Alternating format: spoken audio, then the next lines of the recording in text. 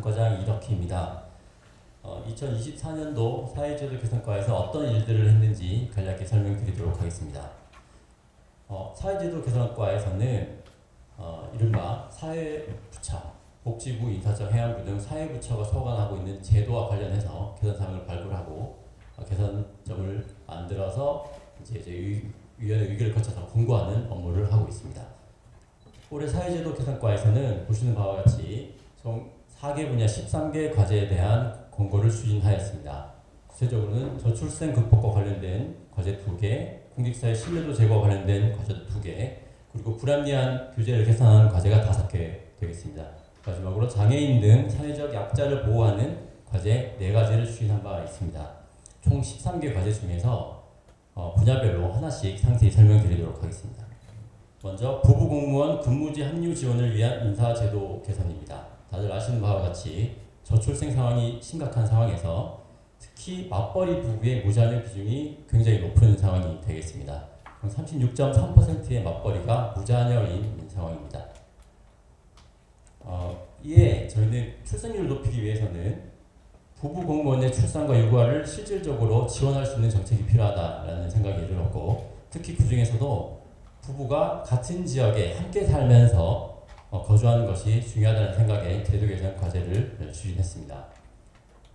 공고 내용을 상세히 설명드리면, 우선 현행 공무원 임용령에 보면 각급 기관의 장관은 소속 공무원이 배우자나 가족과 함께 거주할 수 있도록 구체적인 보직 기준을 마련하는 것이 의무화되어 있습니다. 그러나 대부분의 중앙행정기관이 이를 정하지 않고 있어서 이 부분을 구체적으로 정하도록, 최소한 임신이나 육아기 공무원인 경우에는 부부가 같이 살아야 할 필요성이 큰 시기이기 때문에 그 부분을 기관별로 정해서 보직을 정할 때 반영하도록 그런 내용을 권고를 하였습니다.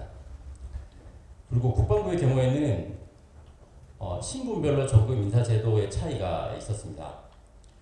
부부가 모두 국방부 소속이고 그 중에 한 명이 군인이면, 그러니까 군인 부부이거나 군인 군무원 부부이면 같은 지역에 근무할 수 있도록 배려하고 있습니다. 제도적으로.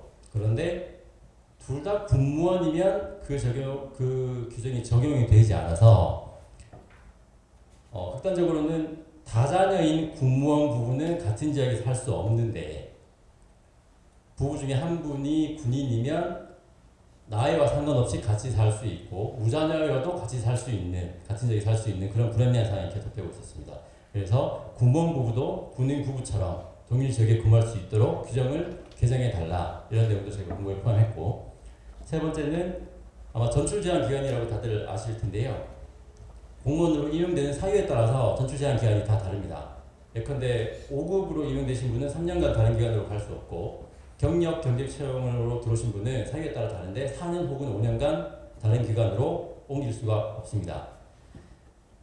그런데 신규로 임용되신 분들이 상대적으로 결혼 정년기인 경우가 많고, 또 그에 따라 출산이 임박한 경우 혹은 출산 준비하는 경우도 많은데 같은 지역에 근무하는 것이 좀 어려워서 그런 민원이 많았습니다. 그래서 저희가 법령에 전출 제한 기간이 있지만 임신이나 출산 혹은 육아와 같이 사유가 있다고 하면 예외를 적용하는 것이 바람직하지 않느냐라는 내용으로 권고를 하기도 했습니다. 이어서 임상심리사 시험의 불합리한 학력 제한 폐지 관련입니다. 국가기술자격법에 보면 국가기술 자격은 총 545개가 있습니다. 그 중에서 유일하게 최종 학력을 기준으로 해서 응시 자격을 부여하는 게 있는데 그게 임상심리사입니다. 임상심리사 2급 시험에 응시하려고 하면 반드시 4년제 대학을 졸업해야 됩니다.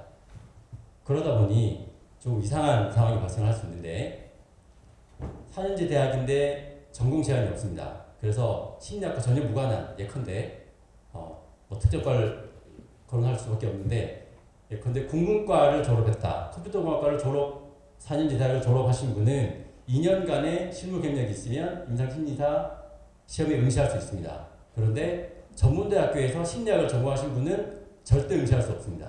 이게 굉장히 불합리하고 저희는 잘못된 학력차별이라고 보아서, 다른 국가기술 자격과 마찬가지로 학위가 없다면 실무 경력만 조금 더 길게 요구하면 되는 것이거든요. 다른 자격은 다 그렇게 운영을 하고 있습니다. 그래서 임상심리사 자격도 그처럼 실무 경력만으로 응시할 수 있는 요건을 만들도록 저희가 공고를 하였습니다. 이어서 시각장애인 학습교재 제작 보급 과정의 불합리 개선 사항입니다. 시각장애인용 학습교재라고 하면 교과서를 의미한다고 보시면 되겠습니다. 시각장애인분들이 사용하시는 교과서는 점자교재, 확대교재 등등이 있는데 대부분 점자교재가 문제가 되고, 절차상으로 보면 비장애인이 사용하는 교과서를, 그 중에는 국정, 검정, 인정이 다 있는데 비장애인용 교과서가 마련이 되면 그 파일을 가지고 시각장애인용 점자교재를 만듭니다. 절차가 이러하다 보니 순서상으로는 뒤에 만들게 돼서 좀 늦어지는 측면도 있고, 출판사들이 일반 교재 파일을 만들면 이것을 국립특수교육원이라는 곳에 납본을 해야 합니다. 시각장애인용 점자교재를 만들기 위해서 파일을 납본합니다. 점자교재를 납본하는 것이 아니라 파일을 납본하는데, 파일을 납본할 때 KS 기준이 있지만 법적으로 의무화가 아니어서 대부분 출판사가 이를 지키지 않아 파일 형식이 제각각입니다. 그래서 국립특수교육원에서 점자교재를 찍는데 시간이 굉장히 많이 소요되고, 또 점자교재를 찍을 때 사전에 신청받은 교재만 찍습니다. 그러니까 검정, 인정은 종류가 굉장히 많은데 같은 과목이어도 그 중에 신청된 것만 여분 없이 딱 찍다 보니 학기 중에 새로 신규 수요가 발생할 수 있습니다. 전학을 간다거나 혹은 여러 가지 사고나 질병으로 새롭게 시각장애인이 되시는 분들도 있을 수 있고 여러 사유가 있는데, 새롭게 신규 수요가 발생을 하면 처음부터 다시 찍어야 되는 그런 문제가 있습니다. 그런데 점자교재 찍는데 최대 8주가 소요되고, 그러면 그 학생은 8주간 교과서 없이 수업을 들어가야 되는 문제가 있었습니다. 그래서 저희가 국정을 발행하는 교육부, 검인정을 발행하는 출판사 등은 일단은 교육부가 정한 KS 표준을 반드시 준수를 하고, 그 표준을 준수한 교과서 파일을 의무적으로 납본을 하도록 하는 내용을 권고를 하였습니다.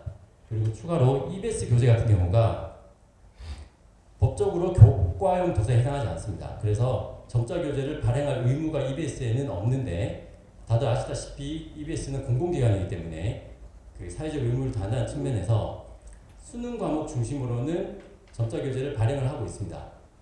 나름 열심히는 하고 있는데 수능 과목 중심으로 하다 보니 수능과 관련이 없는 초등, 중등 교재나 그다음에 고등학교 과정 중에서도 수능과 무관한 교재는 점자교재가 거의 발행이 안 되고 있어서 시각장애인분들 학습에 상당한 지장이 있는 상황입니다. 그래서 EBS는 지금도 나름 열심히 하고 있지만 조금 더 사회적 역할을 할 수 있도록 시각장애인용 점자교재 발행을 조금 더 확대하는 내용도 저희가 권고안에 포함을 하였습니다. 마지막으로 공적 항공 마일리지를 활용한 사회공헌 활동 의무화 사항이 되겠습니다. 아마 대부분 공직자들이 많고 적음의 차이는 있겠지만 공적 항공 마일리지는 다들 쌓여 있으실 거라고 생각을 합니다.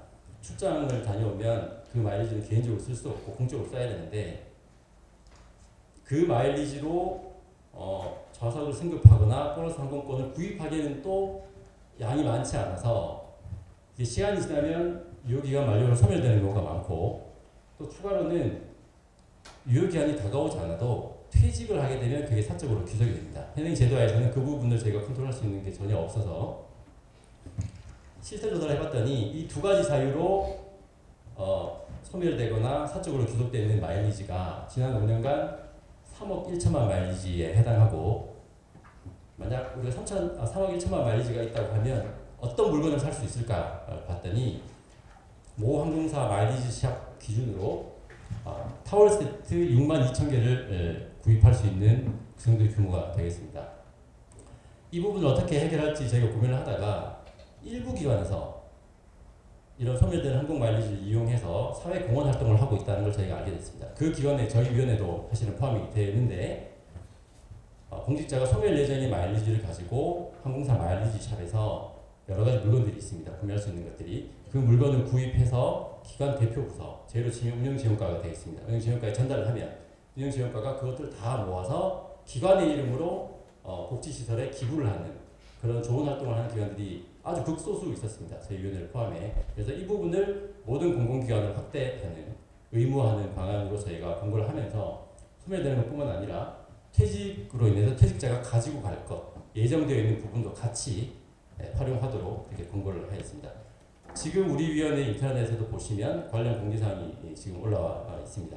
혹시나 보유하고 계신 공적 항공관리지가 올해 소멸되는 분들, 그리고 이 영상을 보시는 공직자 중에서도 혹시나 소멸되는 것들이 있으시면 각 기관에서 이 지침을 지금 마련하고 있기 때문에 꼭 동참해 주시기를 당부드리도록 하겠습니다.